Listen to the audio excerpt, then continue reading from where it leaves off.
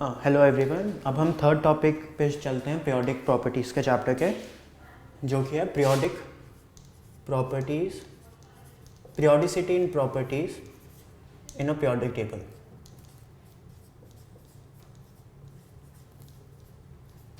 ठीक है, तो इसमें हम सबसे पहले कुछ फिजिकल प्रॉपर्टीज़ का ट्रेंड देख लेते हैं।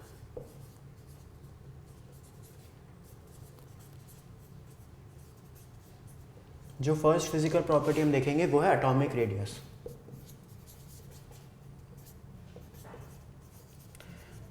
अब एटॉमिक रेडियस जो है उसको मेजर करना बहुत ही ज़्यादा डिफिकल्ट है, क्योंकि आप जानते हैं कि इनका जो ऑर्डर होता है वो होता है around 1 angstrom, that is 1 × 10⁻⁻10 metres, जो कि बहुत ही स्मॉल है और इसको मेजर करना बहुत ही ज़्यादा डिफिकल्ट हो जाता है।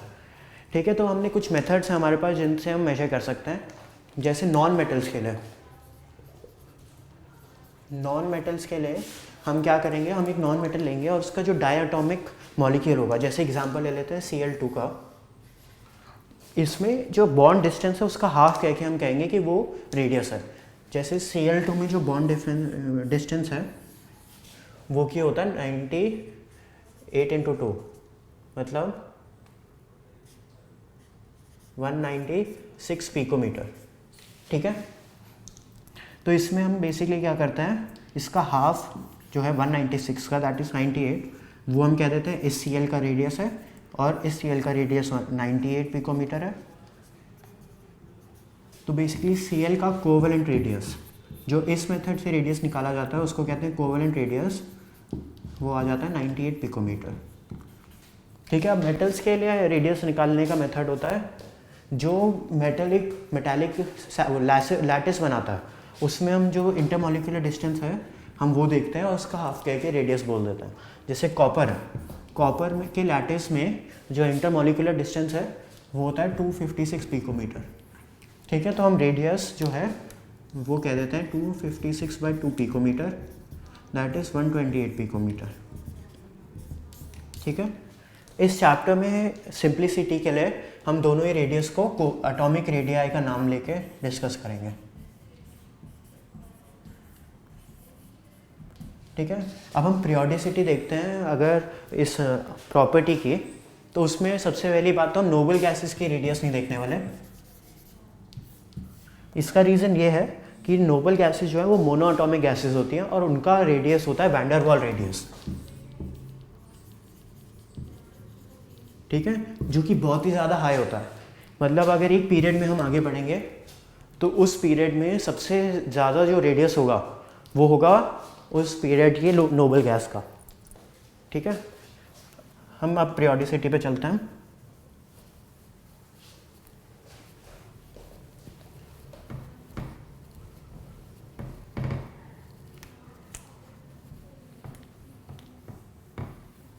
पीरियोडिसिटी के लिए हम ग्रुप 1 और पीरियड 1 में देख लेंगे,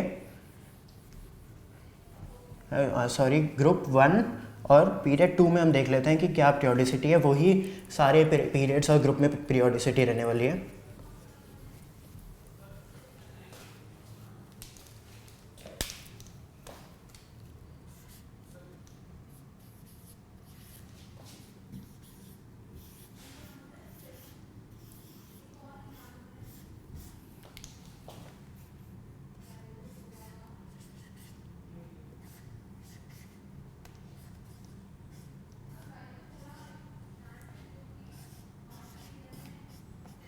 ठीक है, अब एटॉमिक रेडियस जो है वो अलोंग द ग्रुप जो है वो करेगी डिक्रीज। ठीक है, तो मतलब एटॉमिक रेडियस ऑर्डर इस तरीके से होने वाला। ठीक है, अब इसका रीज़न क्या है? इसका रीज़न ये है कि ये जो सारे के सारे एलिमेंट्स हैं हमारे, इनमें नंबर ऑफ शेल्स सेम रहने वाले हैं। इसमें नंबर ऑफ टोटल शेल्स कितने होंगे? 2। ठीक है, लेकिन जैसे जैसे हम पीरियड में आगे बढ़ेंगे हमारा इफेक्टिव न्यूक्लियर चार्ज जो है, इफेक्टिव न्यूक्लियर चार्ज वो होगा इंक्रीज। उसी वजह से जो इंटर न्यूक्लियर फोर्स है वो होगी इंक्रीज और एटम का साइज हो जाएगा छोटा। ठीक है, और अब हम देख लेते हैं इस पीरियड में, इस ग्रुप में जो है वो है साइज़ इंक्रीज़ करने वाला एज वी गो डाउन। इसका रीज़न सिर्फ ये है कि जैसे जैसे हम नीचे जाएंगे हमारे नंबर ऑफ़ शेल्स जो है, number of principal quantum number जो है वो इंक्रीज़ करेगा, शेल्स करेंगे इंक्रीज़। जो इफेक्टिव न्यूक्लियर चार्ज इंक्रीज़ करेगा वो नंबर ऑफ शेल के इंक्रीज़ के लिए कॉम्प्रोमाइज़ नहीं कर पाएगा। जो शेल्स का इंक्रीज़ है उससे रेडियस इतना ज़्यादा इंक्रीज़ कर रहा है कि इफेक्टिव न्यूक्लियर चार्ज इंक्रीज़ करने की वजह से के बाद भी जो हमारा टोटल रेडियस है वो इंक्रीज़ कर जा रहा है। ठीक है, ठीक है। अब हम चलते हैं सेकेंड प्रॉपर्टी पे। सेकेंड फिजिकल प्रॉपर्टी है हमारी आयनिक रेडियस। ठीक है, आप लोगों ने पढ़ा तो होगा ये आयन्स क्या होते हैं। ठीक है, मैं आपको फिर से बता देता हूँ। दो तरह के आयन्स होते हैं, एक होता है कैटायन और दूसरा होता है एनायन। ठीक है, कैटायन आयन्स होते हैं जिनमें रिमूवल ऑफ इलेक्ट्रॉन से जो आयन्स बनेंगे उनको हम कहते हैं कैटायन्स। एग्जाम्पल ले लेते हैं Na+। ठीक है, और जो कैटायन्स बनते हैं, जो आयन्स बनते हैं एडिशन ऑफ इलेक्ट्रॉन से, उनको हम कहते हैं एनायन्स। ठीक है, एग्जाम्पल O2 ठीक है, अब अगर हम देखें तो इन आयन्स का रेडियस जो है वो with respect to their parent atom कितना होगा, ज़्यादा होगा कम होगा। तो जो कैटायन्स है जैसे Na+, ठीक है, इसका जो कि रेडियस है वो कि कम होने वाला है इसके पेरेंट एटम Na से। ठीक है, इसका रीज़न क्या है, जो नंबर ऑफ इलेक्ट्रॉन्स हैं, electrons of Na+ are less than electrons of Na, है ना, और नंबर ऑफ प्रोटॉन्स जो है Na+ is same as number of protons of Na। तो इसकी वजह से इफेक्टिव न्यूक्लियर चार्ज जो है, इफेक्टिव न्यूक्लियर चार्ज Na+ पे ज़्यादा हो जाएगा इफेक्टिव न्यूक्लियर चार्ज और Na से। इसकी वजह से Na+ का रेडियस कम हो गया Na से, क्योंकि जो अट्रैक्टिव फोर्सेस है वो Na+ में ज़्यादा हो गई Na से, उसकी वजह से जो रेडियस है वो कम हो गया। ठीक है, उसी तरह हम O2- देख लें अगर, तो O2- का जो रेडियस है, O- वो ज़्यादा होने वाला है O से। ठीक है, इसका रीज़न ये है कि जो नंबर ऑफ़ इलेक्ट्रॉन्स हैं O2 के, वो ज़्यादा है number of electrons of O, और number of protons of O2 is equal to number of protons of O। इसकी वजह से effective nuclear charge of O2- is less than effective nuclear charge of O।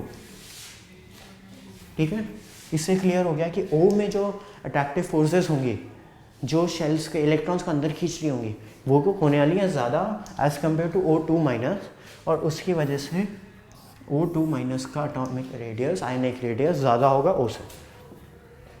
ठीक है, ये तो हमने देख लिया as compared to parent atom इनका क्या रेडियस होने वाला है, ज़्यादा या कम।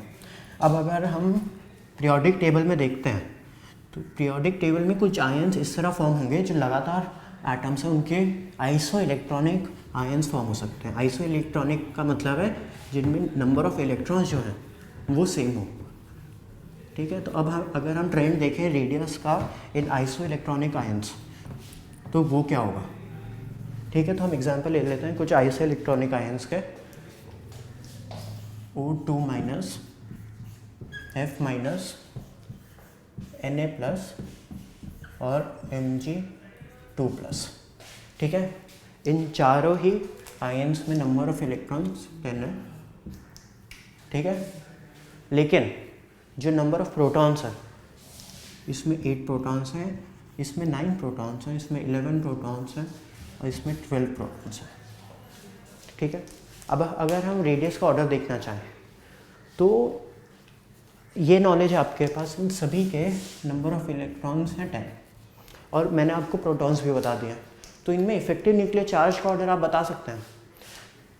Mg2+ का जो न्यूक्लियर चार्ज होगा वो ज़्यादा होगा Na+ से, जो कि ज़्यादा होगा F माइनस से जो भी ज़्यादा होगा O2 माइनस से। इसका रीज़न सिंपली ये है कि इलेक्ट्रॉन्स तो सेम है सब में, लेकिन नंबर ऑफ़ प्रोटॉन्स का ऑर्डर ये है, और नंबर ऑफ़ प्रोटॉन्स ज़्यादा, इसका मतलब इफेक्टिव न्यूक्लियर चार्ज ज़्यादा। ठीक है, अब इफेक्टिव न्यूक्लियर चार्ज जो है उससे क्या होता है, अगर इफेक्टिव न्यूक्लियर चार्ज ज़्यादा है उससे जो कि है हमारा आयनिक रेडियस वो कम होगा। जिसका इफेक्टिव न्यूक्लियर चार्ज ज़्यादा है उसका आयनिक रेडियस कम होगा, क्योंकि जो अट्रैक्शन है, जो आउटर मोस्ट शेल और शेल से इलेक्ट्रॉन के उनको जो अट्रैक्ट कर रहा है न्यूक्लियस अपनी तरफ, वो ज़्यादा पावर से अट्रैक्ट कर रहा है अगर, तो रेडियस जो कि है कम हो जाएगा।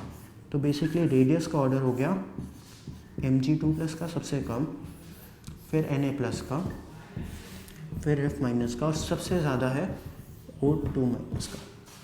ठीक है, तो आइस इलेक्ट्रॉनिक स्पीशीज़ में बेसिकली जितना ज़्यादा पॉजिटिव चार्ज होगा उतना कम रेडियस, और जितना ज़्यादा नेगेटिव चार्ज होगा उतना ही ज़्यादा रेडियस होने वाला है। ठीक है, तो आयनिक रेडियस यहाँ पे ख़त्म हो गया है। ठीक है, अब हम चलते हैं थर्ड प्रॉपर्टी पे, जो कि है हमारी आयनाइजेशन एंथैल्पी।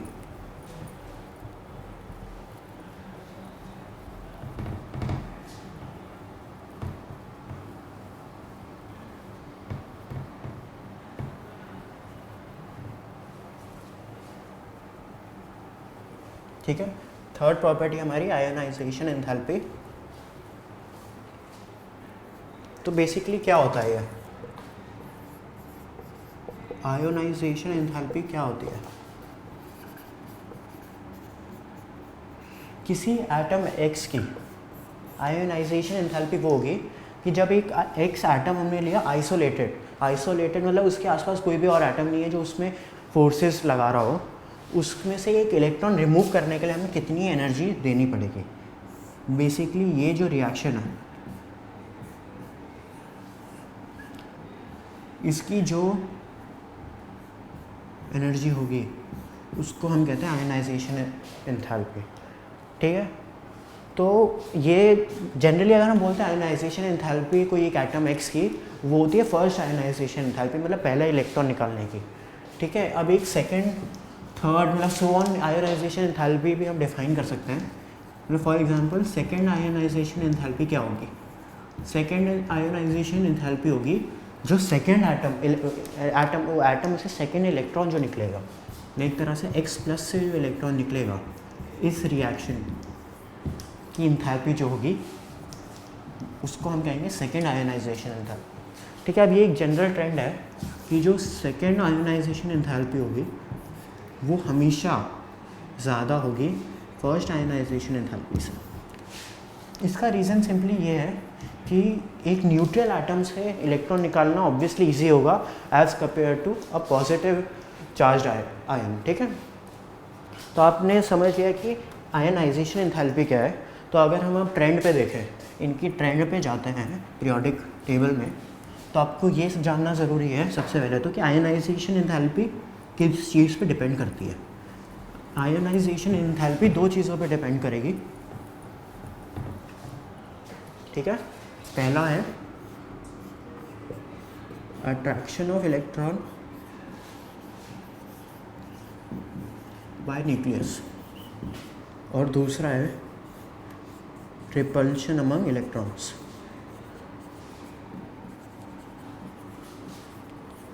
ठीक है, अब जी जो पहला पॉइंट है ये तो बहुत ज़्यादा सिमिलर है हमारे एटॉमिक रेडियस से।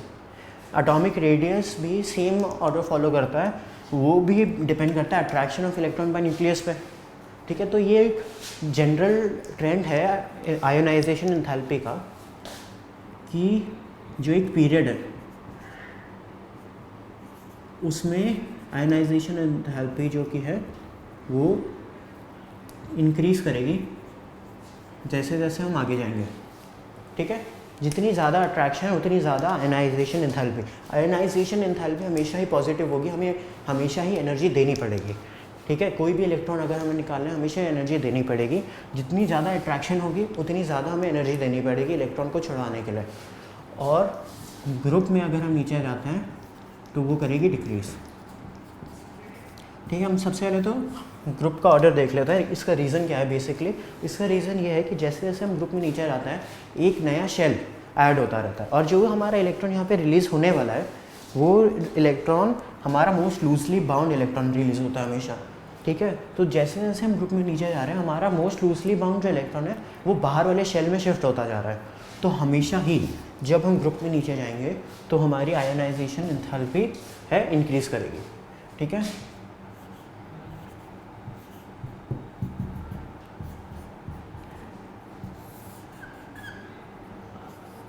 डिक्रीज आयनाइजेशन एंथैल्पी,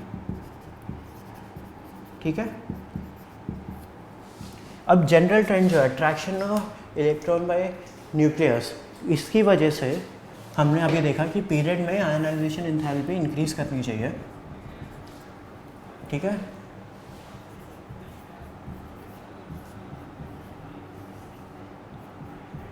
ठीक है, तो बेसिकली हमारा जो expected order of ionisation enthalpy होने वाला है वो होना चाहिए था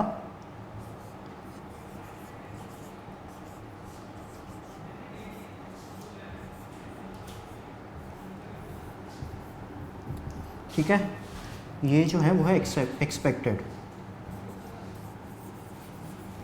लेकिन रियल होता है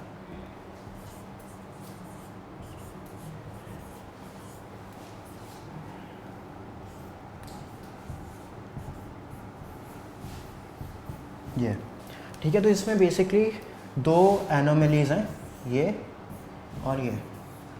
इनके रीज़न हम देख लेते हैं।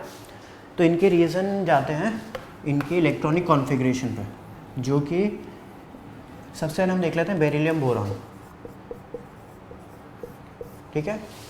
इसमें बेरिलियम का इलेक्ट्रॉनिक कॉन्फ़िगरेशन हम ड्रॉ करता है, ये है, ठीक है। और बोरॉन का है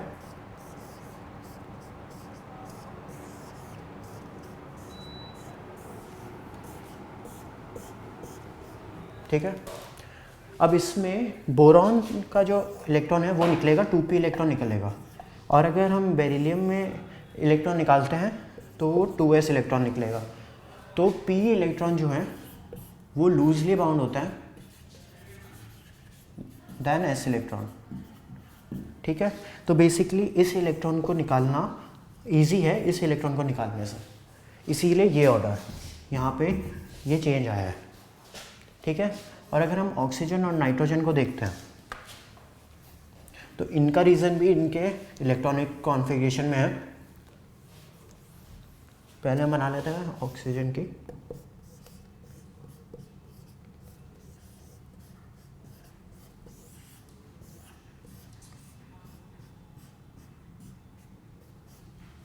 और नाइट्रोजन की कॉन्फ़िगरेशन,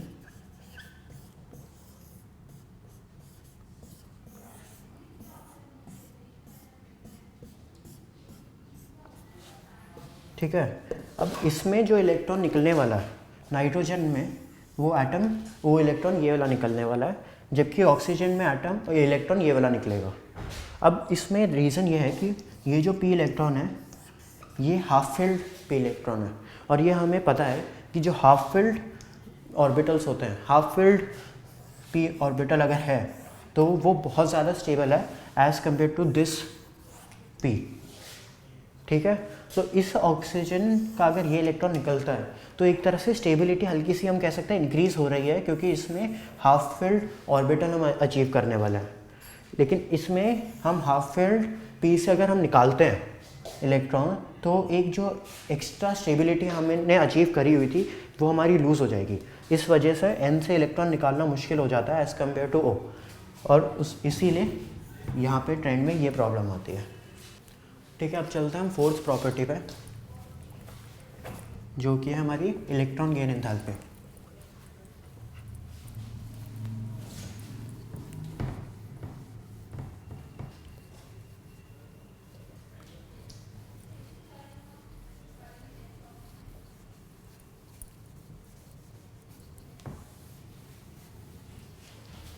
ठीक है, इलेक्ट्रॉन गेन एंथैल्पी जो है वो आयनाइजेशन एंथैल्पी के ऑलमोस्ट ऑपोजिट चीज़ है।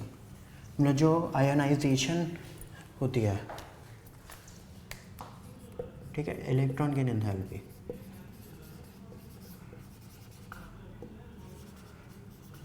इलेक्ट्रॉन गेन एंथैल्पी है कोई एक एक्स गैस का अगर हम एटम लेते हैं, उसमें अगर हमें इलेक्ट्रॉन ऐड करना है तो कितनी एनर्जी रिलीज या फिर रिक्वायर्ड होगी, ठीक है, उसको कहते हैं हम इलेक्ट्रॉन गेन एंथैल्पी। ये जो है नेगेटिव भी हो सकती है, ये हो सकती है पॉजिटिव भी, मतलब ठीक है। हम इसका एग्जांपल ले लेते हैं, जैसे हैलोजेंस है जो, ठीक है, हैलोजेंस में इलेक्ट्रॉन गेन एंथैल्पी हमारी हाईली नेगेटिव होती है। इसका रीज़न ये है कि जब हमारे किसी हैलोजन में इलेक्ट्रॉन डल के उसका X माइनस बनेगा तो हमारी नोबल गैस कॉन्फ़िगरेशन अचीव हो जाएगी, जो कि बहुत ही ज़्यादा स्टेबल है। उसकी वजह से काफ़ी ज़्यादा नेगेटिव होती है electron gain enthalpy for halogen और बहुत ज़्यादा एनर्जी रिलीज़ होती है, ठीक है। लेकिन अगर हम देखें नोबल गैसेस में ये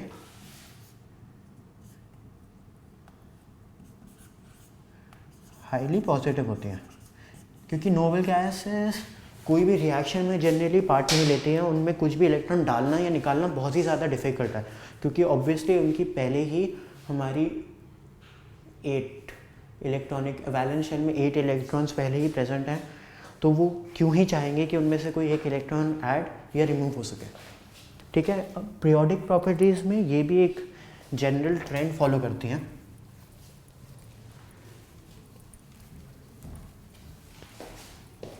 जिनमें कुछ ही एक्सेप्शंस होते हैं, तो वो जनरल ट्रेंड होता है कि पीरियड में जैसे जैसे हम आगे बढ़ेंगे इलेक्ट्रॉन गेन एंथैल्पी जो है हमारी वो मोर नेगेटिव होती रहेगी, ठीक है।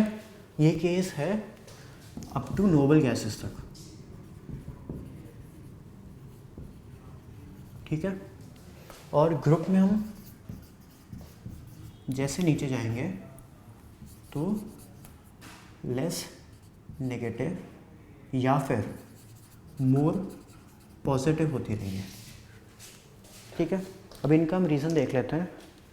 ग्रुप है जैसे हमारा, ग्रुप में बेसिकली क्या हो रहा है, हम जैसे जैसे नीचे जा रहे हैं हमारे नंबर ऑफ शेल्स बढ़ रहे हैं, तो जो हमारा इलेक्ट्रॉन ऐड होगा वो कंसेक्यूटिवली बाहर वाले शेल में ऐड होगा, उसकी वजह से उसका अट्रैक्शन टूवर्ड्स द न्यूक्लियस कम हो रहा है। जैसे जैसे हम ग्रुप में नीचे बढ़ रहे हैं अट्रैक्शन टूवर्ड्स द न्यूक्लियस जो नया इलेक्ट्रॉन है उसका कम हो रहा है, उसकी वजह से कम चांस है कि वो इलेक्ट्रॉन ऐड हो। मतलब अगर हम Na में इलेक्ट्रॉन ऐड करते हैं, ठीक है, तो वो इलेक्ट्रॉन ऐड होगा हमारा सेकंड शेल में, ठीक है। अब इसमें प्रॉब्लम ये आ रही है, थर्ड शेल में, ठीक है। और अगर हम ऐड करते हैं लिथियम में तो उसमें ऐड होगा सेकंड शेल में। अब सेकंड शेल में ऐड करना हमारे लिए इजी है क्योंकि वो न्यूक्लियस के थोड़ा ज़्यादा पास ऐड हो रहा है इलेक्ट्रॉन, उसमें ज़्यादा फोर्स लग रही है एज़ कम्पेयर टू Na में जो फोर्स लगेगी हमारे नए इलेक्ट्रॉन पे, ठीक है। तो ये वाला ट्रेंड तो जनरली यही रहता है, इसमें कोई ऑर्डर में जनरली चेंज नहीं आता। मैं आपको कुछ और बता देता हूँ, जैसे ऑक्सीजन और क्लोरीन, इनके जो नीचे एटम होते हैं सल्फ़र और क्लोरीन, इनकी इलेक्ट्रॉन गेन एंथैल्पी ज़्यादा नेगेटिव होती है as compared to oxygen and fluorine. इसका रीज़न ये है कि जो इनमें इलेक्ट्रॉन ऐड हो रहा है वो n=2 में ऐड हो रहा है और इनमें इलेक्ट्रॉन n=3 में ऐड हो रहा है। n=2 के एटम जो हैं वो ज़्यादा ही छोटे होते हैं, उसकी वजह से जब इसमें इलेक्ट्रॉन ऐड होगा तो इलेक्ट्रॉन रिपल्शन जो है वो काफ़ी ज़्यादा हाई हो जाएगी। उसकी वजह से ऑक्सीजन और फ्लोरीन की electron gain enthalpy is less than sulphur और is less negative than sulphur और क्लोरीन की इलेक्ट्रॉन गेन एंथैल्पी। और पीरियड में जो हमारा ट्रेंड है वो ये है कि जैसे जैसे हम आगे बढ़ते हैं पीरियड में, जैसे जैसे हमारा एटॉमिक नंबर इंक्रीज़ होता है इन अ पीरियड, हमारी इलेक्ट्रॉन गेन एंथैल्पी जो है वो मोर नेगेटिव होती रहती है। इसका रीज़न ये है कि न्यूक्लियस का चार्ज इंक्रीज़ हो रहा है जैसे जैसे हम आगे बढ़ रहे हैं और शेल जो है वो कांस्टेंट है, जो प्रिंसिपल क्वांटम नंबर है वो हमारा कांस्टेंट है। तो न्यूक्लियस का चार्ज इंक्रीज़ होने का मतलब है कि इफेक्टिव न्यूक्लियर चार्ज उसमें बढ़ रहा है। इसका मतलब जो इलेक्ट्रॉन आएगा उस पर ज़्यादा अट्रैक्टिव फोर्सेस लगेंगी, इसलिए इसमें ईजी होता जाएगा हमारे लिए इलेक्ट्रॉन ऐड होना। ठीक है, ये तो आपने पढ़ लिया जनरल ट्रेंड इलेक्ट्रॉन की एंथैल्पी का। अब हम चलते हैं अपनी लास्ट फिजिकल प्रॉपर्टी पे, जो है इलेक्ट्रोनेगेटिविटी।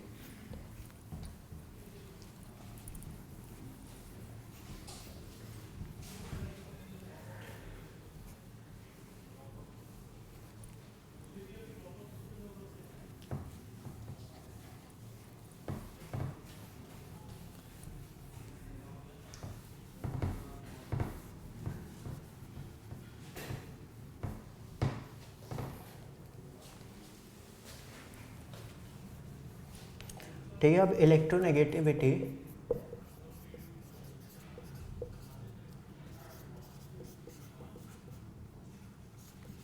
बेसिकली एक टेंडेंसी है किसी एक एटम एक्स की इलेक्ट्रोनेगेटिविटी, उसकी वो टेंडेंसी है कि जब इसने किसी और कंपाउंड के साथ एक बॉन्ड बनाया हुआ है तो जो इलेक्ट्रॉन पेयर इनके बीच में शेड हुआ है वो अपनी तरफ अट्रैक्ट करने की कितनी टेंडेंसी है एक्स की, वो रिप्रेजेंट करता है हमारी इलेक्ट्रोनेगेटिविटी। ठीक है, तो इसके क्वांटिटेटिवली हमें डिस्क्राइब करना काफ़ी ज़्यादा डिफ़िकल्ट है, लेकिन उसके लिए भी कुछ स्केल्स बनाए गए हैं, जिनमें से सबसे ज़्यादा कॉमन स्केल जो वाइडली यूज्ड है उसको कहते हैं पॉलिंग स्केल। ठीक है, अब पीरियोडिक टेबल में अगर हम देखते हैं जनरल ट्रेंड क्या है,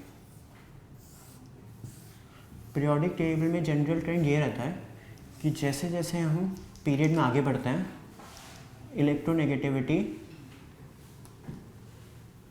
हमारी इंक्रीज़ करती है, और जैसे जैसे हम नीचे जाते हैं इलेक्ट्रोनेगेटिविटी हमारी डिक्रीज़ करती है। ठीक है, इसका रीज़न ये है कि जैसे जैसे हम आगे बढ़ रहे हैं हमारे नंबर ऑफ जो चार्ज है हमारा न्यूक्लियस पे वो इंक्रीज़ कर रहा है, तो जो शेयर्ड पेयर ऑफ इलेक्ट्रॉन है उसको वो अपनी तरफ ज़्यादा अट्रैक्ट करेगा। एक और रीज़न हम ये भी कह सकते हैं कि इसमें जो रेडियस है वो डिक्रीज़ हो रहा है जैसे जैसे हम पीरियड में आगे बढ़ रहे हैं, तो उसकी वजह से जो शेयर्ड पेयर ऑफ इलेक्ट्रॉन है वो पहले ही हमारे न्यूक्लियस के ज़्यादा पास आ रहा है, और ऊपर से इसका हम कह रहे हैं कि जो इफेक्टिव न्यूक्लियर चार्ज है वो भी इंक्रीज़ हो रहा है, तो उसकी वजह से हमारा शेयर्ड पेयर ऑफ इलेक्ट्रॉन की टेंडेंसी इसकी तरफ जाने की बढ़ती रहती है जैसे जैसे हम पीरियड में आगे बढ़ रहे हैं। ठीक है, और ग्रुप में नीचे जाने का पर इलेक्ट्रोनेगेटिविटी इसलिए डिक्रीज़ कर रही है क्योंकि जो रेडियस है वो बहुत ज़्यादा स्पीड से इंक्रीज़ करता है जैसे जैसे हम ग्रुप में नीचे जाते हैं, उसकी वजह से जो शेयर पेयर ऑफ इलेक्ट्रॉन है वो काफ़ी ज़्यादा दूर हो जाता है न्यूक्लियस से, और उस पर फोर्सेस कम लगने लग जाते हैं। ठीक है, अब हम चलते हैं केमिकल प्रॉपर्टीज़ पे। फिज़िकल प्रॉपर्टीज़ हमारी ख़त्म हो चुकी हैं। ठीक है, अगर हम केमिकल प्रॉपर्टीज़ का ट्रेंड देखें तो सबसे पहले प्रॉपर्टी जो है वो हम देखते हैं वैलेंस या फिर ऑक्सीडेशन स्टेट। ठीक है, वैलेंस जो है, अब हम ये कह सकते हैं कि वैलेंस का ट्रेंड इस तरह से होता है कि एक ग्रुप जो है उसका एक वैलेंस होता है जिसको हम कहते हैं ग्रुप वैलेंस। ठीक है, पूरे ग्रुप में जो वैलेंसी है, बेसिकली वैलेंस क्या होता है, नंबर ऑफ वैलेंस इलेक्ट्रॉन। ठीक है, नंबर ऑफ वैलेंस इलेक्ट्रॉन एक ग्रुप में हमेशा सेम रहता है। फॉर एग्जांपल ग्रुप वैलेंस अगर हम Na का कहें तो वो होता है 1, क्योंकि Na का जो ग्रुप है डिल्फ्रांशियम, इन सभी में जो वैलेंस इलेक्ट्रॉन है वो है 1। ठीक है, अब ये भी कहा जाता है कि जो OS है, जो ऑक्सीडेशन स्टेट है, उसको कुछ लोग कह देते हैं कि वो सेम है वैलेंस है। बहुत ज़्यादा डिफरेंस है इनमें, लेकिन जनरली क्या होता है कि वैलेंस और OS सेम आ जाते हैं। फॉर एग्जांपल Na हम ग्रुप 1 में देख लेते हैं, तो Na जनरली Na+ बनाता है, तो यहाँ पे इसका OS जो है वो 1 हो गया, जो कि सेम है उसके वैलेंस से। ठीक है, लेकिन काफ़ी सारे जो D ब्लॉक एलिमेंट्स हैं ये वेरिएबल ऑक्सीडेशन स्टेट शो करता है। ठीक है, तो उनमें वेरिएबल ऑक्सीडेशन स्टेट डिपेंड करती है अलग अलग क्राइटेरियाज पे, जैसे कौन सा ज़्यादा स्टेबल हो जा रहा है। लेकिन बेसिकली हमने आपको valence valence number of electron का ट्रेंड बता दिया जो एक ग्रुप में सेम रहता है और ये अलॉन्ग अ पीरियड 1 से इंक्रीज करता रहता है। ठीक है, अब हम चलते हैं सेकंड जो केमिकल प्रॉपर्टीज़ में सेकंड चीज़ है जो काफ़ी इंपॉर्टेंट है वो होती है एनोमली इन ग्रुप 2 एलिमेंट्स।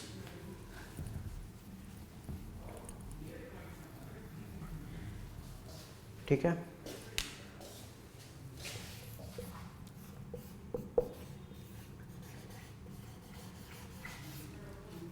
इन ग्रुप 2। ठीक है, अब जो हमारे ग्रुप पीरियड 2, वेरी सॉरी, ठीक है, जो पीरियड 2 है इसमें lithium, beryllium, boron, carbon, nitrogen, oxygen, chlorine. ठीक है, और जो हमारा पीरियड 3 होता है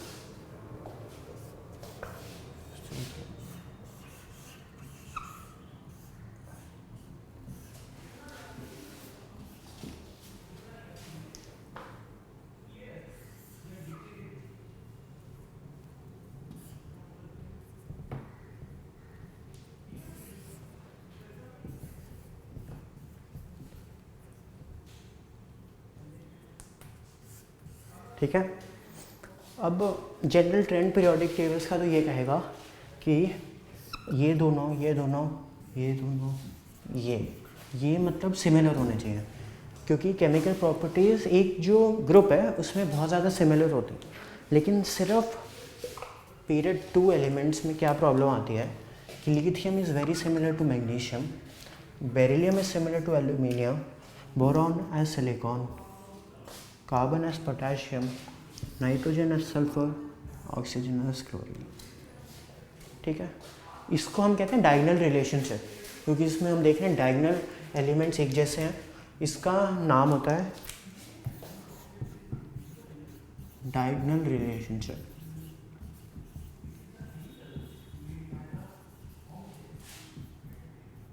ठीक है, मतलब इन डायगोनल एलिमेंट्स की प्रॉपर्टीज़ काफ़ी ज़्यादा सिमिलर होते हैं, इनकी सिमिलर है and so on.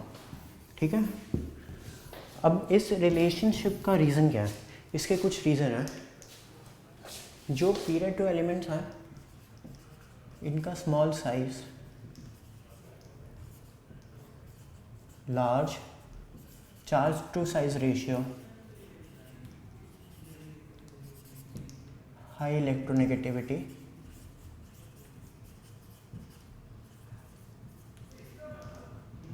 In reasons की वजह से ये शो होता है। ठीक है, एक और रीज़न ये है कि ये जो दो पीरियड हैं बहुत ज़्यादा डिफरेंट है एक दूसरे से, क्योंकि जो पीरियड 2 है इसमें डी ऑर्बिटल नहीं है लेकिन इसमें डी ऑर्बिटल है। इसकी वजह से भी बहुत ज़्यादा डिफरेंस आता है केमिकल प्रॉपर्टीज़ में। ठीक है, तो बेसिकली ये एक डायगोनल रिलेशनशिप है जो आपको पता होना चाहिए कि कौन से पीरियड 2 और पीरियड 3 में कौन से दो एलिमेंट सिमिलर होते हैं और उनका रीज़न जो मैंने आपको बताया। और ये भी एक इम्पॉर्टेंट रीज़न है कि पीरियड 3 में जैसे मूव करते हैं डी ऑर्बिटल हमारा अवेलेबल हो जाता है, उसकी वजह से क्या डिफरेंस आ रहा है कि लिथियम वाला जो ये ग्रुप है इसकी मैक्सिमम नंबर ऑफ बॉन्ड जो है ये 4 फॉर्म कर सकता है। ठीक है, लेकिन जो पीरियड 3 है that can expand it's octet और उसके बाद वो ElF6 3- ऐसे कंपाउंड भी फॉर्म कर सकता है जिसमें डी ऑर्बिटल में हमारे इलेक्ट्रॉन ऐड हो जाते हैं।